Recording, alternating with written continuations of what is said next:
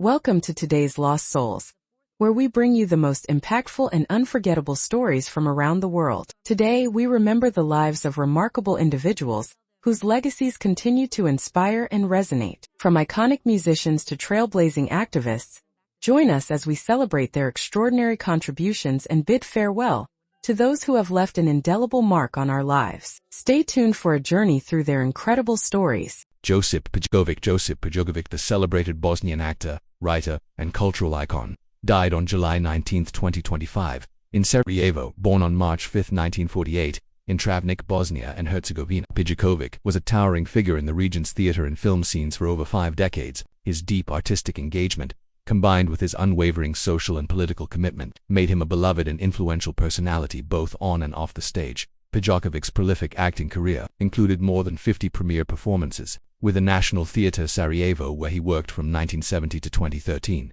He excelled in classic roles like Hazen Aginica, Hamlet, King Lear, and Three Sisters, while also captivating audiences with his solo performances and original monodramas such as Ojeva Vote and Always. His artistry was deeply intertwined with his political activism, especially his outspoken opposition to war and nationalism during the turbulent years in the former Yugoslavia. On screen, Pejogovic appeared in landmark Bosnian and Yugoslavian films, including Kudus 1989, The Perfect Circle 1997, Silent Gunpowder 1990, and Zamka Zartais 1991. His performances embodied the strength, trauma, and resilience of his people, portraying characters with profound emotional depth and humanity. Earlier in life, Pejogovic was also the lead singer of the rock band Veziri in Travnik, showcasing his diverse artistic talents. Beyond acting and music, he was known for his literary contributions, writing plays and screenplays that explored social themes relevant to Bosnia's history and people. He also hosted the Bosnian TV show Josip Pejogovic, Uam Naroda, in the Name of the People, reflecting his dedication to social commentary and civic engagement. Pejogovic endured serious health challenges in his later years, undergoing 17 surgeries over the last decade, yet he remained active in the arts until close to his passing. His last published work, Delinka, came out in 2022 and included efforts to have this traditional Bosnian music recognized by UNESCO as intangible cultural heritage. His death elicited widespread mourning across Bosnia and Herzegovina's cultural community, with fellow actors, writers, and fans honoring him as a giant of Bosnian theater and film, a voice of conscience, an artistic trailblazer, and a passionate defender of justice and culture. Joseph Anthony Casello, a dedicated public servant, firefighter, and Democratic member of the Florida House of Representatives, died on July 18, 2025, from a heart attack while still in office. Casello's commitment to his community, both as a long-serving firefighter and as an elected official, left a lasting impact on South Florida's Palm Beach County and beyond. Born on February 20, 1952, in Worcester, Massachusetts, Casello began his career serving as a non-commissioned officer in the United States Air Force, assigned to the 212th A&G Unit, where he managed the installation of radio transmission sites nationwide. In 1974, he joined the Worcester Fire Department and rose through the ranks to lieutenant by 1984. Dedicating 33 years to protecting and serving his community. After relocating to Florida in 2009, Casello transitioned into politics, quickly establishing himself as an approachable and effective public servant. His political journey began in 2013 when he won a tightly contested Boynton Beach City Commission seat by just 3 votes in a runoff election, a testament to his grassroots connection.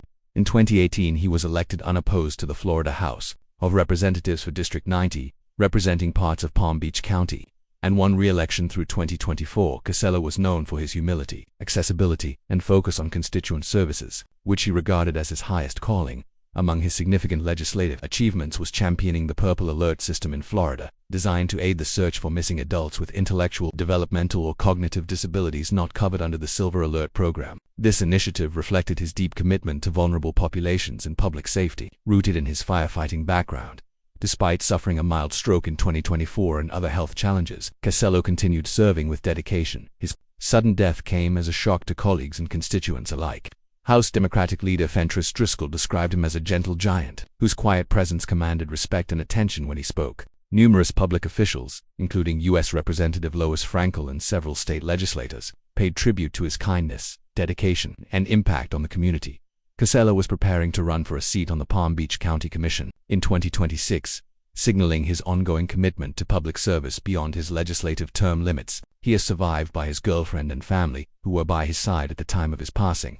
Plans for a private ceremony in Massachusetts and a public memorial in Florida were forthcoming. His passing leaves a void in Florida's political and civic life. But Joseph Cosello's legacy as a firefighter, legislator, and advocate for community needs and safety will be remembered with respect and admiration.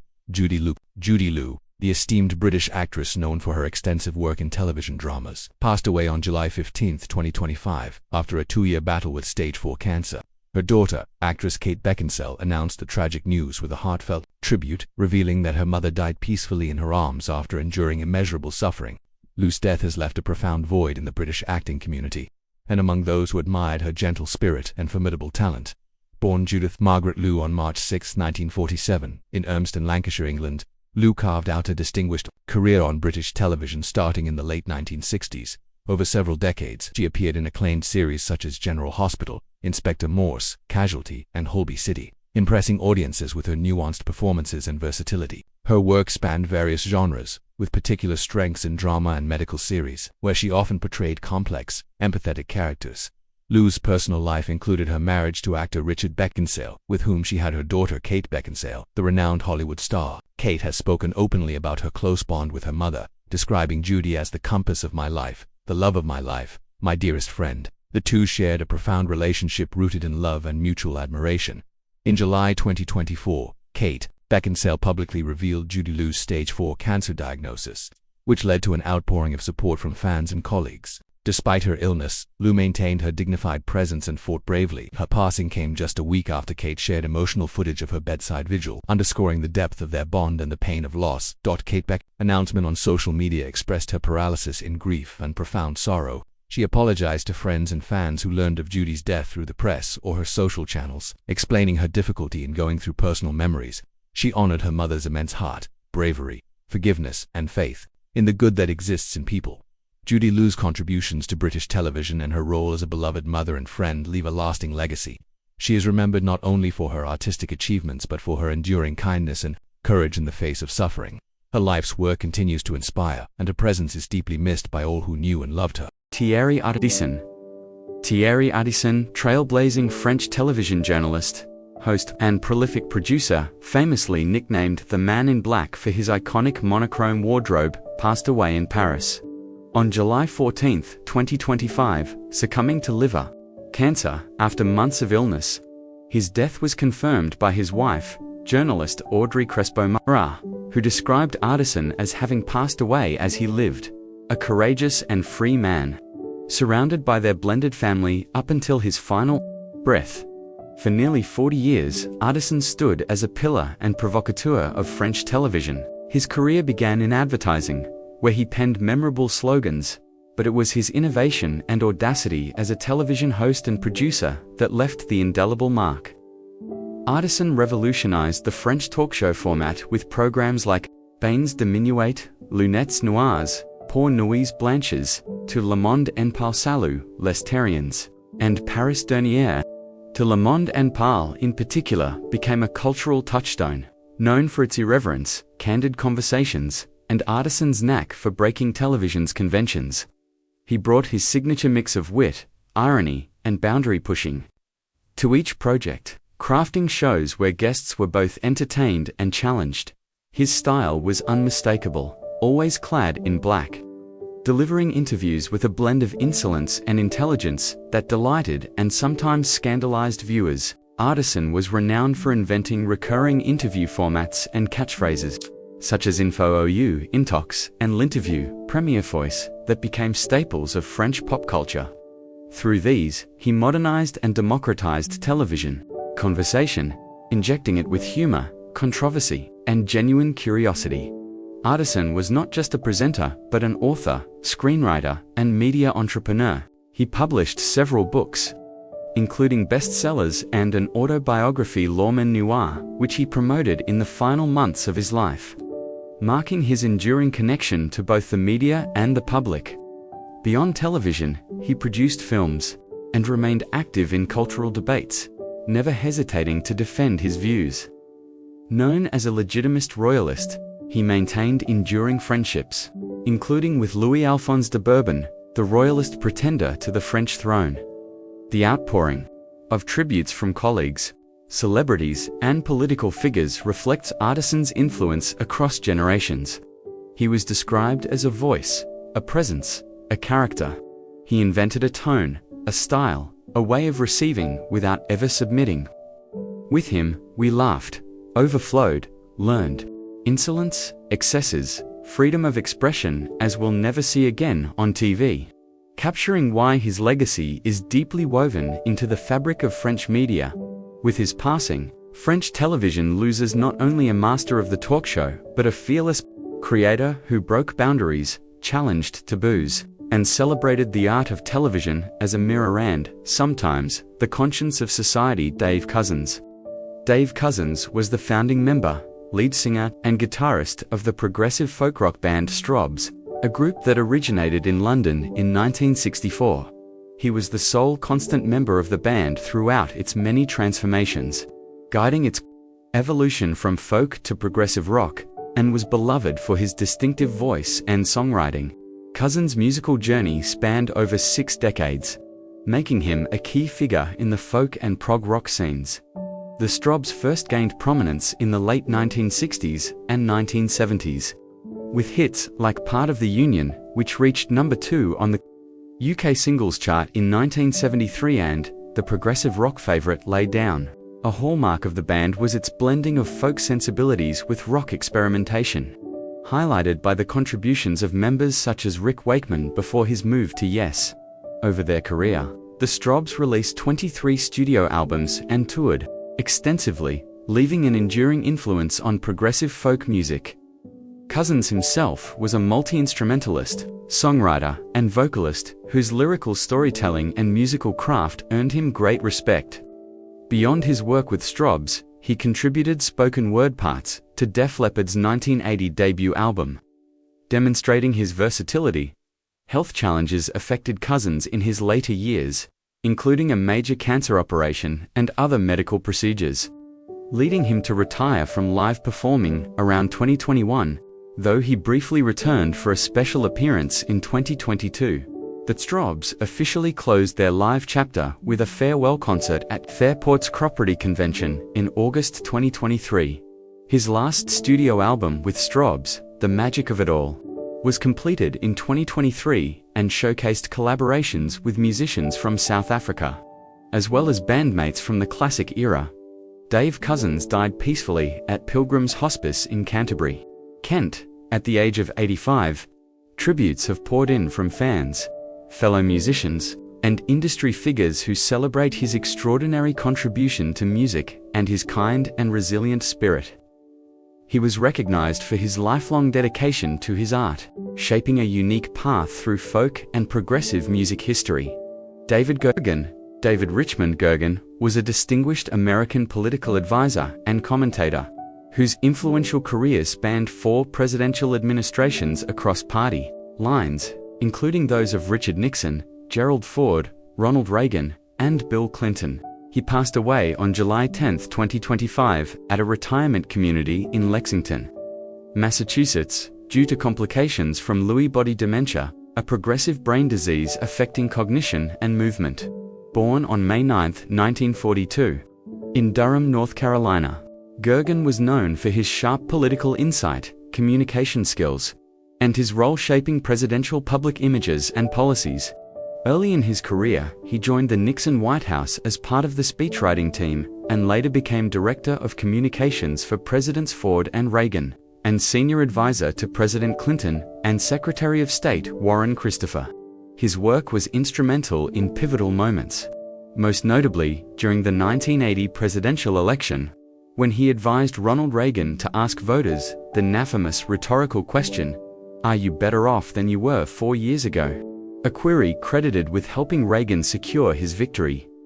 Beyond his decades in government, Gergen became a prominent political analyst on CNN and served as founding director of the Center for Public Leadership at Harvard Kennedy School, influencing generations of leaders. He was also a prolific author, editor, and public speaker. Known for promoting civility and centrism in American politics, Gergen was celebrated for his kindness, integrity, and dedication to public service. He earned 27 honorary degrees and contributed significantly to political discourse until his health declined due to Lewy body dementia, which was publicly revealed by his daughter in late 2024. David Gergen's passing marks the loss of a towering figure in American politics, whose legacy as a bipartisan advisor, educator, and commentator left an indelible mark on the nation's political landscape. Dolly Parton. Dolly Rebecca Parton was born on January 19, 1946, in a one-room cabin perched on the mist-soft slopes of the Great Smoky Mountains in Pittman Center, Tennessee. She was the fourth of 12 children raised by Robert Lee Parton, a sharecropper, turned small-scale tobacco farmer, and Lee Owens Parton, a homemaker whose Appalachian lullabies stitched hope into nights lit only by kerosene lamps, poverty-framed. Nearly every childhood memory, burlap sacks served as winter coats in spring. Storms droomed through a leaky tin roof onto quilts, pieced from feed sacks, yet the Parton household overflowed with song. Ali taught her children for part harmony bore. They could spell their names, and Dolly, scarcely tall enough to reach a window, Syl learned to match pitch by echoing the whip poor will outside Sunday services at the tiny Sevier County Church of God became her first stage congregants, propped the 6-year-old on a Pepsi crate so the congregation could see the little girl, whose voice seemed too big for her gingham dress. That child sings like she swallowed a radio. Locals marveled as she belted gospel standards with a conviction of a seasoned revivalist by age 10. She was competing in jamborees and talent shows, accepting sacks of cornmeal or a jar of pickles as payment. Knoxville radio host Cass Walker spotted her during one such contest and offered a regular slot on his morning program. The modest stipend helped buy school shoes and, more critically, studio time for demo recordings. Uncle Bill Owens, an aspiring musician himself, became her mentor and chauffeur. He drove her to gigs in a rattling pickup, scribbling chord charts on paper grocery bags while she rehearsed harmonies in the passenger seat. At 13, she recorded her first single, Puppy Love, in Nashville, a city that shimmered in her imagination like Oz, though the record barely cracked regional charts. It cemented her conviction that music was not merely an escape route but a destiny. She accepted every gig she could find: state fairs, barn dances, and local radio shows, sewing sequins onto homemade dresses so the stage lights would disguise their threadbare fabric. High school graduation in May 1964 marked the definitive leap. Diploma in hand and $75 in her pocket, Dolly boarded a Greyhound bound for Music Row carrying a battered guitar her uncle fashioned from an old mandolin and fishing line. Nashville was bustling yet unforgiving, but her irrepressible charm opened doors. She hustled between demo sessions, layered background vocals for $5 a track, and haunted publishing offices where she pitched songs until secretaries locked the doors at dusk. Every rejection letter became fuel, not deterrent. Nights spent under neon signs with a guitar case for a pillow turned into mornings at studio call times, where Esh honed harmony lines that would later define the Nashville sound. The humility of her Smoky Mountain upbringing fused with ferocious ambition, forging an indomitable drive to carve a path for women across the entertainment landscape, a path that soon carried her far beyond the holler that raised her. The moment Dolly signed with Monument Records in 1965, her mountain pure soprano began threading its way into the national consciousness. The label tried marketing her as a bubblegum pop chantess, but the experiment fizzled. Listeners sensed that the timbre of her voice belonged to Dogwood Valley's not Disco X when Dumb Blonde cracked the country top 40. In 1967, she reclaimed her Appalachian identity with a wink, declaring she knew more than she played dumb. That single lurid television star Porter Wagner, who needed a female partner to freshen his syndicated variety show. Dolly stepped onto the stage in a homemade patchwork dress and rhinestone heels, igniting a chemistry that sent ratings soaring. The Wagner-Parton duet era birthed hits like Just Someone I Used to Know and The Last Thing on My Mind, while giving Dolly a weekly showcase before millions of rural American households dreaming of Saturday night Opry grandeur. Yet even as their harmonies entwined, Dolly's songwriting voice blazed its own trail. In 1971, she penned Coat of Many Colors, a tender memoir that transformed childhood poverty into a badge of maternal love. Critics lauded its lyrical craftsmanship, biblical allegory wrapped in porch swing melody, while fans felt their own hardships transfigured into hope. Radio programmers initially balked at a ballad with no romantic hook, but listener requests forced heavy rotation, cementing Dolly as a storyteller whose truth could outshine Nashville's stylistic fads.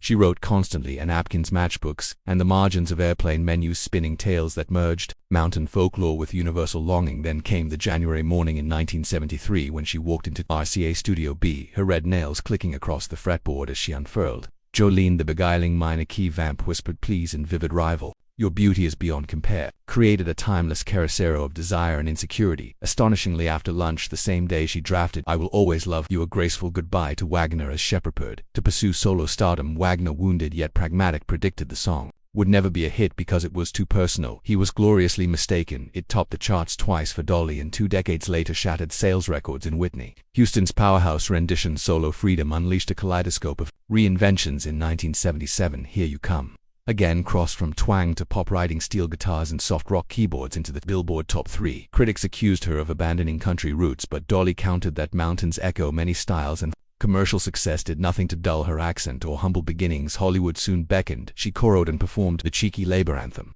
9 to 5 for the 1980 workplace comedy of the same name. The single captured blue-collar frustration, with jaunty swagger, earning 2 Grammys and a #1 slot on both pop and country charts, the first time a woman accomplished that dual feat with her own composition amid glittering stages. She nurtured shrewd business instincts she retained. Publishing rights, launched Velvet Apple Music, and purchased at Funky T's Tennessee amusement park, reopening it in 1986 as Dollywood. The attraction blended thrill rides with gospel shows and quilting demonstrations, pumping millions into the local dichotomy and creating scholarship programs for mountain youth. Her 1983 duet, Islands in the Stream with Kenny Rogers, dominated global airwaves, proving her crossover magnetism had not waned. By the late 80s South, she had placed 25 singles atop the country charts, yet remained as approachable as the girl who once slept 3 to a bed in a log cabin. By the early 80s, Dolly's incandescent rise collided with the toll of ceaseless touring and the silent battles waged inside her own body. Exhaustion, crash diets, and the pressure to look immaculate on camera converged until she collapsed backstage in New York, doubled over by ripping abdominal pain. Doctors discovered severe endometriosis, a condition that had quietly spread through her reproductive organs, while she drove herself from concert halls to sample stages without pause. Emergency surgery removed damaged tissue and latter part of her uterus, ending any lingering hope of children. She and husband Carl Dean once whispered about in the hush of dawn at their Nashville home. Recovery was a maze of stitches, swelling, and an unexpected darkness. Painkillers dulled the incision, but not the herd of dreams slipped away. Depression followed like a storm cloud. Dolly admits she sat alone with a pistol, considering the unthinkable, until her dog Papy nudged through the door, breaking the spell and reminding her that breath itself was a gift worth singing about. Determined to heal, she reinvented self-care as diligently as she once reinvented country music. She hired nutritionists, learned Pilates decades before it trended, and traded crash diets for balanced plates of garden vegetables grown on her farm. Cosmetic surgeries, eyelids, breast enhancements, tucks sparked tabloid frenzy, yet Dolly deflected criticism with twinkling candor. It costs a lot of money to look this cheap. Behind the joke lay serious management of scar tissue, vocal cord strain, and chronic lower back pain from years back. When seeing heavy guitars and high heels, she negotiated lighter road schedules, built a home studio to avoid red-eye flights, and gave her vocal cords Sabbath-like rest days. Even kidney stones in her late 60s couldn't steal her spirit. She named them Little Rhinestones, had them blasted to dust, and performed again 2 weeks later, satin sleeves sparkling under spotlights while fortifying her own health. Dolly amplified that commitment outward. In 1995, she launched the Imagination Library, mailing free books to preschoolers, partly to honor her father's the inability to read, and partly to heal a world that often felt as fractured as her post-operative body. By 2020, she funneled $1 million to Vanderbilt University Medical Center, funding research that helped accelerate breakthrough COVID-19 vaccine, a gesture the media dubbed a spoonful of sugar from the Smokies. She endowed hospitals in St. Pierre County, paid oncology bills for Dollywood employees, and built a women's health wing that bears her mother's name, Eiley, ensuring mountain mothers received care their matriarch once lacked. Lost, however, remains a recurring verse in her life's ballad. She held her daddy's calloused hand as he slipped away in a Knoxville hospital room, and sang hymns through tears at her mama's bedside. 3 years later, the deaths of her brothers Larry, a newborn who lived only days, Floyd, her songwriting twin, and Randy, her touring partner, carved hollows in her heart that only music could fill. She mourned mentor Porter Wagner with a private vigil at his casket, laying a rhinestone-studded Telecaster across his chest before stepping onto the Opry stage to perform the classics "Oh Alone." Even the 2016 wildfires that ravaged Gatlinburg scorched childhood memories. She answered by raising $12 million for displaced neighbors, proving grief could still blossom into generosity. Through every incision, farewell, and funeral, Dolly clung to a guiding refrain: love is something you can't give away. It keeps coming back to you. The new millennium found Dolly doubling down on the daring versatility that had sustained her for half a century. She resurrected her own indie label, rebranded as Dolly Records, and issued the Grammy-nominated bluegrass trilogy, The Grass is Blue, Little Sparrow, and Halos and Horns. Each album weaving high, lonesome harmonies with Celtic whistles, clawhammer, banjo, and lyrics that sauntered between raucous mountain humor and hymn-like serenity. Broadway soon called, and she poured her life force into writing both music and lyrics for the stage adaptation of 9 to 5, earning a Tony nomination and the delight of seeing a new generation belt her activist anthem 8 shows a week. Between rehearsals, she ghost rode a tour bus back to Saviorville, slipping into Dollywood unannounced to test ride coasters beside unsuspecting fans and personally approve every funnel cake recipe that carried her name. Those visits became ritual. Quality control mingled with a longing to keep faith with the working-class families, whose vacation dollars fueled the park's growing scholarship fund while most artists her age softened their schedules. Dolly escalated. She filmed Netflix's Holiday musical Christmas on the Square, playing a rhinestone-robed guardian angel and penning 14 original songs in 6 feverish weeks. Touring resumed in 2016, with the Pure and Simple Tours, a stripped-down production where 2 acoustic players and a black, curtained backdrop magnified the crystalline precision of her soprano. Critics called it a masterclass in narrative economy. In studio, she tackled children's EDM, Christian worship, and even a beguiling cover of Led Zeppelin's Stairway to Heaven. Each stylistic swerve invited skeptics, yet streaming data confirmed that Gen Z listeners discovered her catalog faster than any legacy act besides Queen. When hurricane floods ravaged Middle Tennessee in 2021, she wrote and released Come Heal This Land within 48 hours, donating all royalties to relief crews before the single reached digital storefronts. Today at 79, Dolly's mornings start before sunrise on her Brentwood farm, where she walks the perimeter in neon sneakers, dictating memos to Siri about next year's Dollywood expansion and voice note melodies that arrive like sparrows. She records vocals in the chapel-shaped studio beside her house, a space bathed in sunlight filtered through stained glass butterflies. The 2023 album Rockstar featured an all-star roster: Paul McCartney, Stevie Nicks, Lizzo, proving she could commandeer power chords as effortlessly as pedal steel. Half the proceeds funded the new Dolly Parton Global Scholarship, which now mails tuition checks to first-gun college students on 5 continents monthly. She zooms with vaccine researchers to monitor clinical trials. Her foundation bankrolls signing off each call with a hymn and a joke about Dr. Dolly finally practicing medicine without a license despite the empire. 13 brands, 200 million records sold, a theme park that eclipses 4 million visitors a year. Her private world remains quiet and steadfast. She and Carl Dean share Sunday suppers of skillet cornbread and garden tomatoes, issuing red carpets for drives through back roads where lightning bugs stitch constellations over kudzu-draped fences. She keeps a stack of spiral notebooks labeled New Songs Nobody's Heard Yet, vows to finish a long-rumored gospel double album, and still sends Christmas bonuses to every kid who once delivered newspapers near the Parton homestead. Grief lingers. She visits her parents' graves each Easter, humming precious memories. But purpose outweighs sorrow. Asked recently if she ever retires, she laughed. I'll rest when I'm rhinestone side up in a pine box with a tape recorder inside, just in case I write something on the way out. Legacy committees and university courses scrambled to quantify her influence. The feminist reclamation of country lyrics, the normalizing of cosmetic surgery discourse, the template for celebrity philanthropy, the transgenre blueprint now pursued by artists from Taylor Swift to Lil Nas X. Yet Dolly measures success by a simpler metric she learned beside that Smoky Mountain Creek. Did the song make somebody feel less alone, whether reading bedtime stories on YouTube during pandemic lockdowns or funding wildfire recovery with royalty checks? She binds artistry to altruism like 2 strands of the same mountain vine. As dawn rises over Tennessee ridges, her laughter echoes through recording booths, scholarship offices, and vaccine labs alike, reminding the world that glitter can coexist with grit, and that a girl who once wrapped her feet in rags can, through sheer melody and mercy, wrap the entire planet in a coat of many colors. Looking ahead, Dolly's creative furnace still blazes. She is drafting an stage musical slated for 2027, weaving her greatest hits into a tale titled Run, Rose, Run. Each week she beams into rehearsals from Nashville, coaching young actors on mountain phrasing and the secret of singing truthfully. Meanwhile, her imagination library distributes nearly 2 million books every month, each stamped with a QR code that plays a dawn-recorded lullaby in her voice, turning storytime into a smoky, sweet concert. She jokes she'll launch a line of moonshine-scented candles next, because folks deserve a whiff of home wherever they roam, but the real focus is service.